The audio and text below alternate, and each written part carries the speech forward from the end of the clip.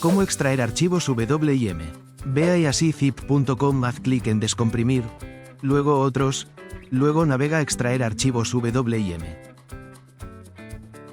Haz clic en seleccionar archivos WIM para abrir el selector de archivos, o arrastra y suelta el archivo WIM directamente en easyzip. El sistema comenzará a procesar tu archivo.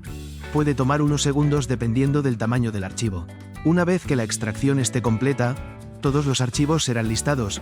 Puedes hacer clic en vista previa para inspeccionar el contenido antes de descargar. Si estás satisfecho, haz clic en guardar para guardar el contenido extraído en tu carpeta seleccionada. Así de fácil. Espero que eso ayude. Por favor, haz clic en el logo y suscríbete, significaría mucho para nosotros.